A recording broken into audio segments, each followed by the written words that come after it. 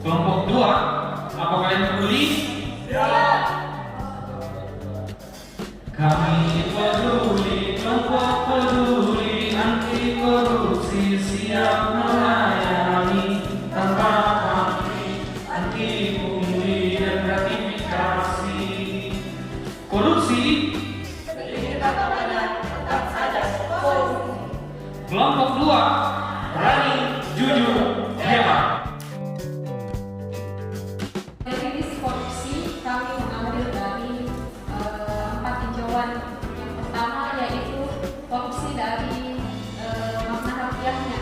Jadi korupsi di sini itu berasal dari bahasa Latin corruptio atau corpus yang bermakna kerusakan, kebobrokan atau kerusukan. Selanjutnya dari KBBI yaitu penyelewengan atau penyalahgunaan uang negara untuk keuntungan pribadi atau orang lain.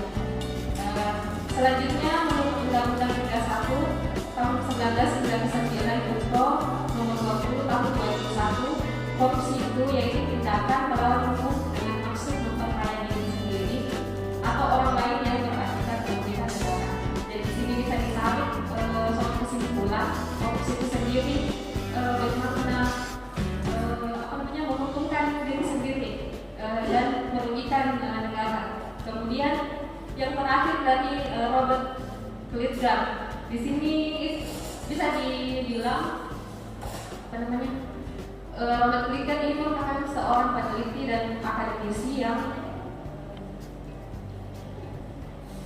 dan juga pakar anti korupsi. Jadi menurut Klitgard, korupsi yaitu ekspresi tampak monopoli dan dibekali akuntabilitas. Di sini seperti kekuatan atau kekuasaan yang besar ditambah dengan monopoli dari kekuasaan itu sendiri dan dikurangi lemahnya atau ketiadaannya pengawasan atau pertanggungjawaban dari pihak yang terkait. Dan ada bentuk-bentuk korupsi yaitu ada 7 seperti yang dijelaskan oleh kelompok 3 dan 4. Saya sebutkan saja yaitu yang pertama kerugian keuangan negara, suap menyuap, penggelapan dalam jabatan, pemerasan, perbuatan curang, benturan kepentingan dan dalam pengadaan, dan terakhir yaitu gratifikasi. Nah, sebelumnya kita harus tahu dulu korupsi di Indonesia itu dilandasi ada tiga dasar korupsi yang terjadi di Indonesia, yaitu pertama corruption by need, di mana terpaksa karena kebutuhan. Yang kedua corruption by greed, itu memaksa karena keserakahan, dan corruption by design.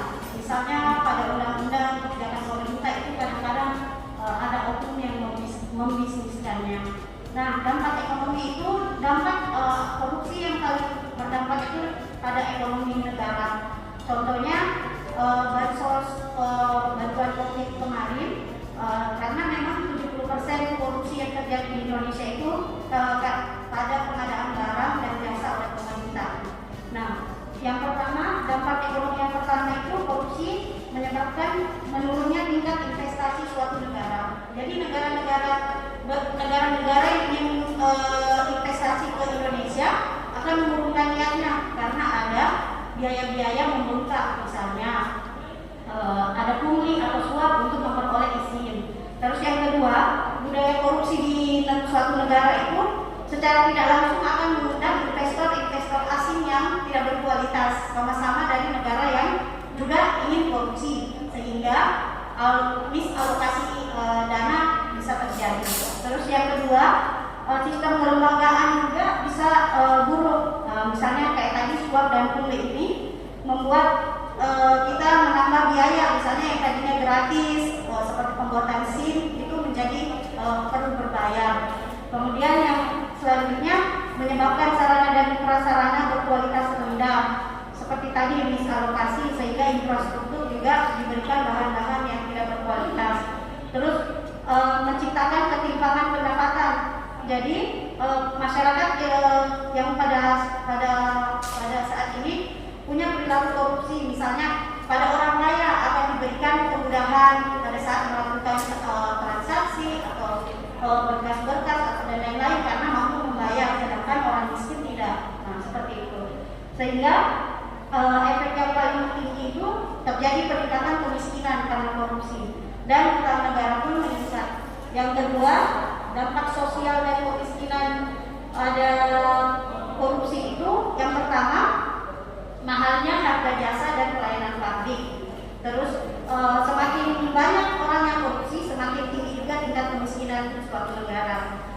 Dan pengentasan kemiskinan berjalan lambat, di mana orang-orang yang mengalami kemiskinan lebih berfokus pada untuk bahan pokok, misalnya untuk lapangan pekerjaan atau kesehatan ataupun pendidikan itu dikebelakangkan sehingga turun-temurun kemiskinan tidak teratasi.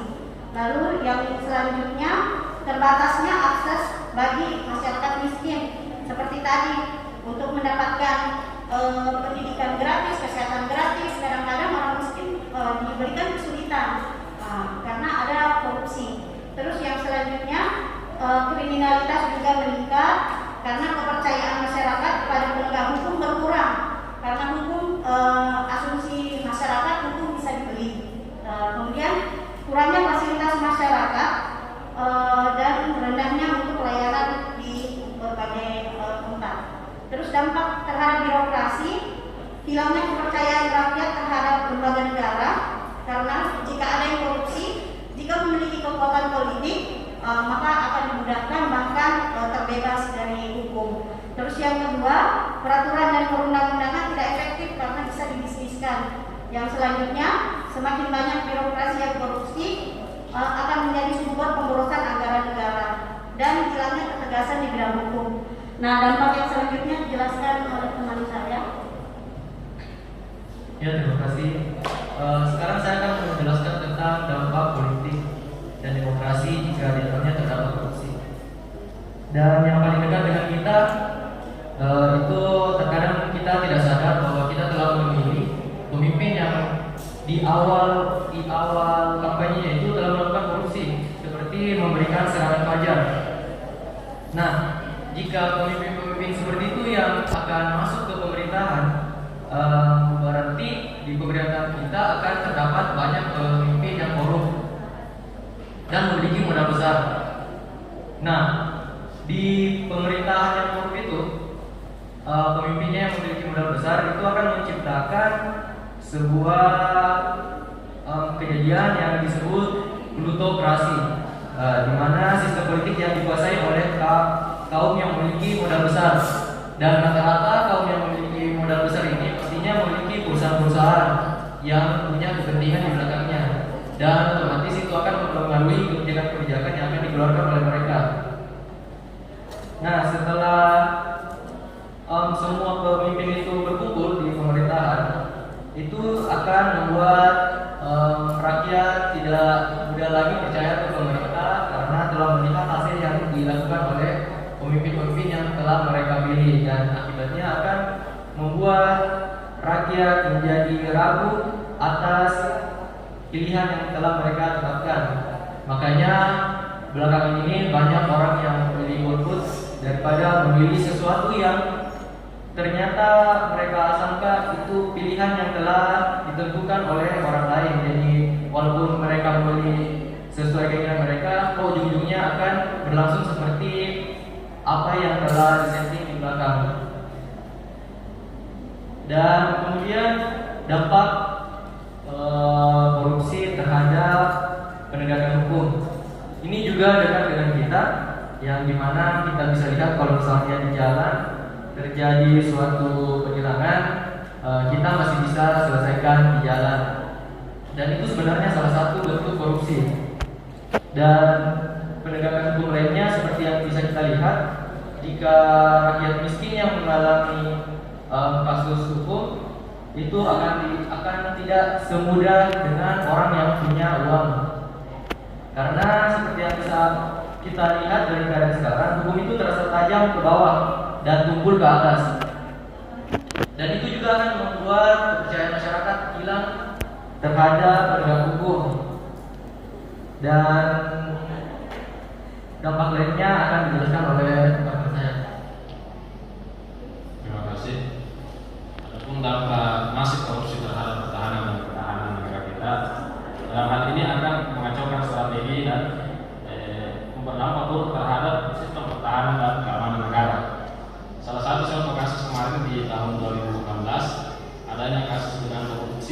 alutsista yang merugikan negara kita. Pembelian alutsista yang tidak sesuai dengan kebutuhan negara atau yang tidak sesuai dengan kebutuhan pertahanan dan ketahanan negara kita, yang pastinya akan berdampak terhadap lemahnya sistem pertahanan dan ketahanan negara. Yang selanjutnya nanti kita tidak akan tahu apakah negara kita akan mampu menghadapi gempuran dari negara lain ketika perang terjadi. Yang terakhir, dampak korupsi terhadap lingkungan hidup, di mana akan adanya kerusakan lingkungan hidup, kerusakan tanah dan lahan hutan. Seperti contoh kasus yang terjadi di Sulawesi Tenggara dengan adanya praktik jual beli izin tambang yang tidak atau yang mengabaikan syarat-syarat yang terkait dengan keberlangsungan lingkungan hidup. Pada praktik korupsi ini juga sering kita lihat pada proyek-proyek pembangunan infrastruktur dengan adanya pemangkasan anggaran yang berdampak pada kualitas pembangunan infrastruktur tersebut. Korupsi itu sendiri sebenarnya ini masih menjadi konsep di dalam sanksi yang diberikan untuk pemberantasan korupsi, di mana biaya sosial korupsi ini bagi menjadi dua, yaitu biaya eksplisit korupsi dan biaya implisit. Eksplisit ini maksudnya biaya-biaya yang memang jumlahnya sudah diketahui nominalnya berapa, jadi sudah tercatat secara tertulis. Sedangkan untuk biaya implisit korupsi itu di sini masih biaya perkiraan. Jadi biaya implisit ini biasanya biaya yang biayanya lebih besar. Kemudian biaya eksplisit ini terbagi dari tiga, yaitu biaya antisipasi korupsi, biaya reaksi korupsi, dan biaya akibat korupsi. Maksudnya di sini biaya antisipasi korupsi ini maksudnya biaya yang dibutuhkan dalam pencanangan pemberantasan korupsi. Jadi tujuan dari biaya sosial korupsi ini adalah diberikan sanksi kepada koruptor sehingga seorang terdakwa koruptor harus mengganti semua biaya yang dikeluarkan oleh pemerintah, mulai dari biaya misalnya penyuluhan anti korupsi, penyuluhan bagaimana pencegahan korupsi. Jadi semua itu biaya-biaya yang dikeluarkan terdakwa korupsi harus menggantinya. Dan jika kita nominalkan ke nilai rupiah, jika ini diterapkan, maka seorang terdakwa korupsi itu harus mengganti 543 kali lebih besar daripada yang sudah ditetapkan oleh undang-undang. Jadi mulai dari tindakan pencegahan, kemudian tindakan korupsi, mulai dari penyelidikan, penindakan dan sebagainya, hingga biaya yang diakibatkan karena seorang tersangka itu melakukan tindak korupsi. Kemudian untuk biaya implisit korupsi ini sendiri, biaya akibat korupsi ini maksudnya yang secara tidak langsung bisa dilihat atau dirasa. Misalnya kita ambil contoh kerusakan hutan atau perumahan tanah-tanah rakyat karena misalnya seorang anggota DPR bermain dengan seorang pengusaha.